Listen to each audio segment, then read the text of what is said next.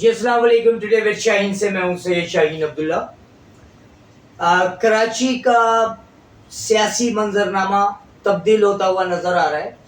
کراچی کے اوپر سب سے پہلے تو ہمارے ملک کے مقتدر حلقوں کے جو سب سے اہم لوگ ہیں، جو سب سے اہم رول پلے کرنے والے لوگ ہیں، ان کی سوچ، ان کا کہنا یہ ہے کہ کراچی یہ شہر پورے پاکستان کو پالتا ہے، لہذا اس شہر کی ہولڈنگ مقتدر حلقوں کے ہاتھ میں ہونی چاہیے، چوروں ڈکیتوں کے ہاتھ سے اس کی ہولڈنگ کو نکل جانا چاہیے.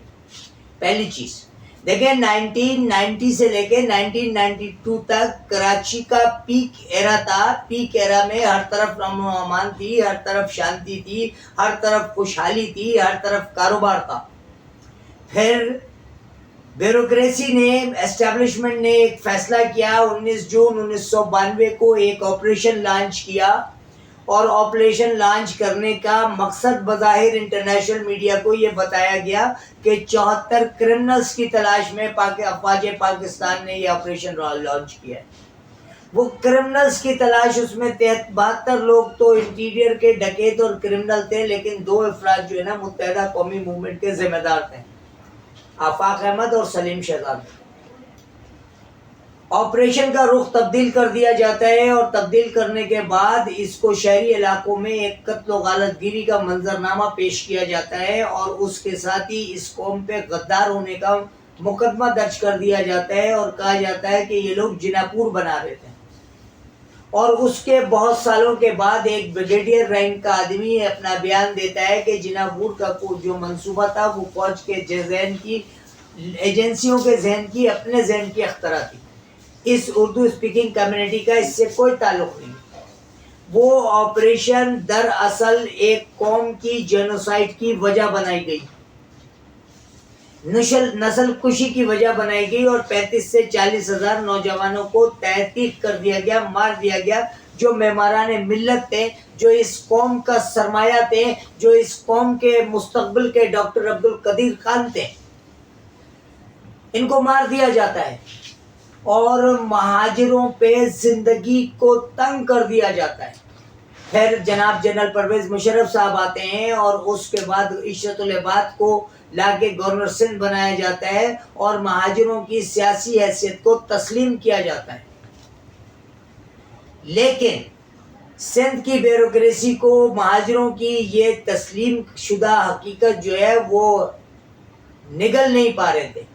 انہوں نے متحدہ کو 3 دڑوں میں ڈیوائیڈ کر دیا. اس میں فوج کی ایجنسیاں نہیں ہیں، اس میں افواج پاکستان شامل نہیں ہیں، اس میں رینجرز کے کچھ افسران اور اسٹیبلشمنٹ کے کوئی سندھی نواز لوگ، جو زرداری نواز لوگ تھے، انہوں نے متحدہ کو اندر سے لڑانا شروع کر دیا، اور متحدہ کے 3 پاکٹس بنا دیے تاکہ مہاجروں کی عددی قوت جو ہے وہ ختم ہو جائے. پھر فارم 47 کے ذریعے ایک حکومت بنتی ہے، جس میں 2 خاندان یعنی نواز شریف خاندان اور پیپلز پارٹی خاندان کو نوازا جاتا ہے. دیکھیں، 3 آپریشنز گزارنے کے بعد یہ قوم سیاسی طور پہ اتنی پختہ ہو گئی ہے کہ اس قوم کو آج الطاف حسین کے علاوہ کوئی لیڈر نہیں چاہیے. نہ ان کو خالد مقبول صدیقی چاہیے، نہ ان کو مصطفیٰ کمال چاہیے. کل رات بہادر آباد پہ ہونے والا واقعہ دراصل اس قوم کو دوبارہ سے دیوار پہ لگانے کی ایک سازش ہے. اب یہ 20، 2500، 150 کارکنان مار دیں گے، MQM پاکستان کے، الزام آئے گا PSP پہ، PSP کے 200، 300 افراد مار دیے جائیں گے، الزام آئے گا متحدہ پہ. اور اس طرح سے قوم جو ہراسمنٹ سے باہر نہیں آئی ہے، مزید ہراسمنٹ میں آ جائے گی. یہ ایک سازش کے تحت لڑائی کروا کر کے، فائرنگ کروا کر کے بہادر آباد کے مرکز پہ اس تنظیم پہ پابندی لگانے کی سندھ کی چونکہ آرمی کے مقتدر حلقے، جنرل CNC صاحب اور مقتدر حلقے جو ہیں وہ مہاجروں کے وجود کو تسلیم کر چکے ہیں. انہیں پتہ ہے کہ یہ 5.5-6 کروڑ عوام کو غلام نہیں بنایا جا سکتا ہے، اور وہ جو پڑھا لکھا طبقہ ہے، جیسے حافظ عاصم منیر صاحب، جو انٹلیکچوئلز ہیں، جو حافظ قرآن ہیں، جن کے دل میں قرآن ہے اور خدا کا خوف ہے، انہیں پتہ ہے کہ 30 سے 35 لاکھ لوگوں کی قربانی ہندوستان میں دی گئی ہے، اور دنیا کی تاریخ میں یہ واحد ملک ہے جس جگہ تحریک چلی اس جگہ وہاں کے لوگوں کو پتہ تھا کہ وہاں پاکستان نہیں بننا ہے،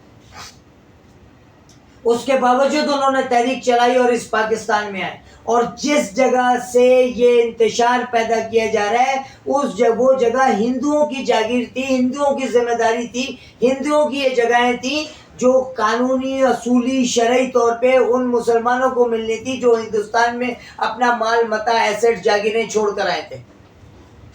لیکن پھر اس سیاست پہ غلبہ ہوتا ہے ڈبل جینیس زرداری کا، اور متحدہ کے کچھ بے ضمیر لیڈران جنہوں نے زرداری سے ہاتھ ملایا، جن میں مصطفیٰ کمال بھی ہے اور وہ ڈاکٹر فاروق ستار بھی ہے۔ یہ قوم پہچانتی ہے 250 سے 300 اردو اسپیکنگ لڑکیوں کو فیکٹریوں سے اٹھا لیا جاتا ہے، بنارس میں غائب کر دیا جاتا ہے، جو آج تک غائب ہیں، اور اس حادثے کے تیسرے دن اسفندیار ولی کے ساتھ ڈاکٹر فاروق ستار ہاتھ ملاتے ہوئے بنارس میں گھوم رہے تھے کہ ہم نے جھگڑے کو روک لیا۔ ارے بے غیرت، تمہارے گھر کی مائیں بیٹیاں اٹھی ہوتی تو تمہیں پتہ ہوتا کہ تکلیف کیا ہوتی ہے، اذیت کیا ہوتی ہے، جس اذیت سے یہ قوم گزر رہی ہے۔ تمہارے اپنے گھر میں کوئی حادثہ ہوتا، دیکھیں، یا تو مہاجر عوام کے گھروں میں حادثات ہوئے ہیں، ان کے بھائیوں کو، ان کے گھر کے لوگوں کو اٹھایا گیا، مارا گیا، تشدد کیا گیا، ان کی بے یار و مددگار لاشیں ملی، یا الطاف حسین کے بھائی کی لاش ملی۔ مجھے یہ خود ساختہ مہاجر لیڈروں میں سے کسی ایک شخص کا بتا دیں کہ جس کے گھر میں کوئی قربانی ہوئی۔ کیا مصطفیٰ کمال کا خاندان عیاشی نہیں کر رہا ہے؟ کیا ڈاکٹر فاروق ستار کا خاندان عیاشی نہیں کر رہا ہے؟ کوئی قربانی دی ہے ان لیڈران نے، ان لیڈران کے لوگوں نے قربانی دی ہے عوام نے، اور عوام کو صلے میں کیا ملا؟ ان کے ہاتھ سے نوکریاں چھین لی گئیں، ان کے ہاتھ سے روزگار چھین لیا گیا۔ پارلیمنٹ میں بولنے کے لیے یہ بے غیرت بکاؤ گھوڑے بولنے کے لیے تیار نہیں ہیں، اور اب آپس میں لڑکے مہاجر قوم کو مزید منتشر کر رہے ہیں۔ تو اس قوم کی انعطاف پذیری کی وجہ یہ نااہل حکمران اور نااہل لیڈران ہیں جو اس قوم کی قیمت وصول کر چکے ہیں۔ اب اگر الطاف حسین کی اہلوں پہ سے پابندی لگ جائے تو یہ لوگ اس اہلوں کے بعد اس طرح سے بھاگیں گے جیسے ان کا وجود نہیں تھا۔ میں ایک چھوٹا سا سوال کرتا ہوں اور باب اختیار سے، کیا فاروق ستار کے گھر میں کوئی قربانی ہوئی ہے؟ کیا ڈاکٹر خالد مقبول کے گھر میں کوئی قربانی ہوئی ہے اس تحریک کے لیے؟ کیا خواجہ اظہار الحسن کے گھر میں کوئی قربانی ہوئی ہے اس تحریک کے لیے؟ کیا کسی M P A M N A کے گھر میں کوئی قربانی ہوئی ہے اس تحریک کے لیے؟